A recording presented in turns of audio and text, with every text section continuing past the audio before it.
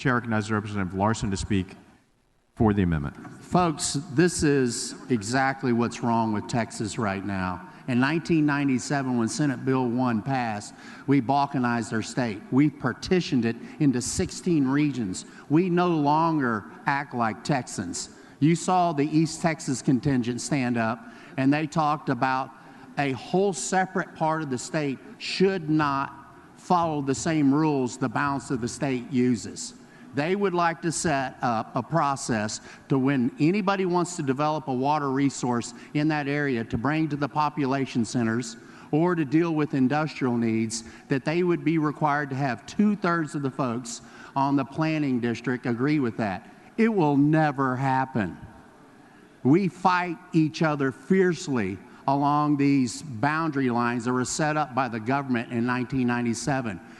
I thought we were all Texans. When I hear people on the back mic talk about ours and yours, we don't hear that when you talk about resource sharing, whether it be on the highways, on whether you have a devastating hurricane that blows into East Texas and the state spends $1.3 billion dealing with the aftermath of that.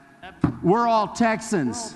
But when we start talking about water, all of a sudden there's the Commonwealth of East Texas and then the balance of the state. It's intolerable for us to fight each other like this based on resources that are needed in communities that are growing. We're proud of the population surge, but I'll be damned if we're going to step up and deal with the responsibility of that. This is a horrible amendment for the development of our state economically and in dealing with the sustainability of our state. So it's important that we defeat this amendment. I understand and can empathize with the folks in East Texas about some of the concerns they have. All of their property the property rights are being denied by landowners that would like to sell water and move it into population areas.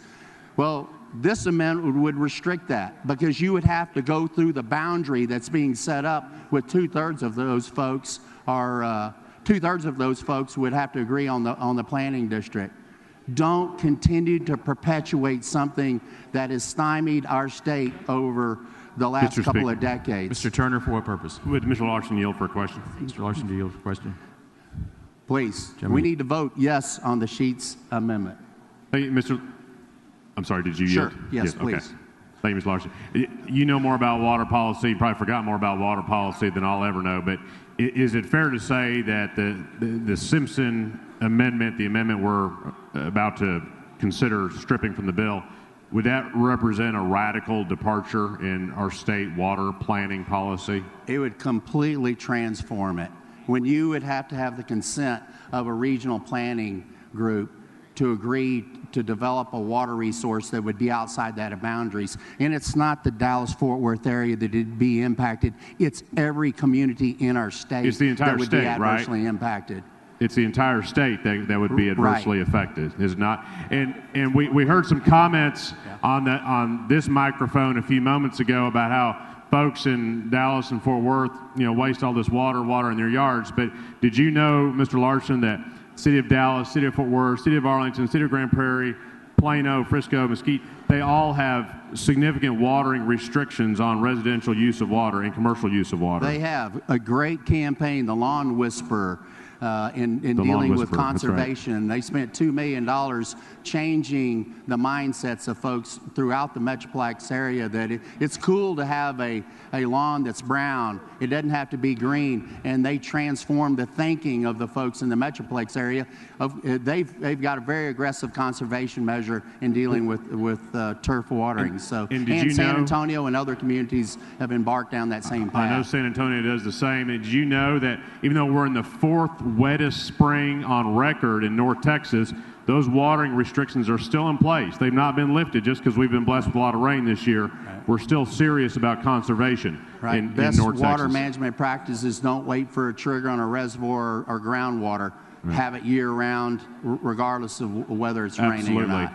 And I appreciated your comments about we're all Texans, we got to do what's best for the state. It reminds me of the debate last night on the TWIA bill we passed a bill to protect the Texas Windstorm Insurance Association, to strengthen it. Did that bill pass with just coastal members voting for it? Well, you're correct. You're correct. I think You it have to have passed. the whole state. I know I voted for it, Right, and I'm from the whole North Texas. state. I think members from all across the state supported that because our coast is important to our entire state, just as every part of our state is important. And I agree with you on this amendment. Yes, sir. To repeal the Simpson amendment. Well, thank you, sir. Members, House Bill Mr. 632 by Mr. David Simpson Will the member was yield for never a question? voted out of committee, and he's submitted that bill onto this on this amendment. So the committee didn't feel like it warranted support. I don't think that the balance of the floor needs to as well. Mr. Speaker, will the Springer, gentleman for a yield purpose. for a question? Yes, I will. Gentleman yields. Thank you, Representative Larson. You know, one thing that struck me is you sort of said we're all in this together, but you know, there's been numerous times this session where that really hadn't been the truth. That you know, I know that I think you're probably aware. I raised the point that when it came to economic development, that 30% of the population ought to get 20% of the money, so we could share in that. And that was strongly argued against by this same body that now wants to argue, well, we've got to be able to make sure that all Texans are taken care of. And I feel a little bit of hypocrisy. Do you not in that? I don't recognize that as part of this discussion. The discussion is resource-driven And based that's on right. water The that would be resources of the available. Is it not the resources of the state of Texas when we're going to give taxpayer monies to certain areas? That's a resource, and we're not willing to share that with the whole state of Texas. The we want to keep lifeline those in a certain area. of every population center is its water. And when we start depriving one area from having water from an area that's water rich, I think it's irresponsible for us to even consider a policy that would But allow if I'm not that to mistaken, happen. on TWIA last night, well, I voted for it, and I know I'm far away from the coast. I don't think you voted for TWIA and being able to support that. So you made that decision last night that you had an issue with it that said, I don't think that my district should belong in that to be able to augment that. So that's the same decision we're making here today. I think there's a contrast, quite a contrast based on water resources versus on, you're talking about resources that are voted for on the floor of the House. Mr. Speaker, would the gentleman yield for a question? Mr. Larson, do you yield? Yes, I will. Gentleman yields. Representative Larson, let me ask you this. Without Representative Simpson's amendment, basically how would this process go? Well, what it's done in the past is folks go in and develop water projects.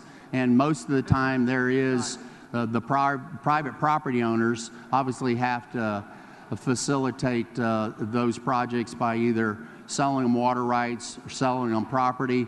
I think Representative Lucio talked about permits and funding from the state level. All of it's wrapped up within the state water planning, and you have to have, the region has to approve that water project for them to access the funding.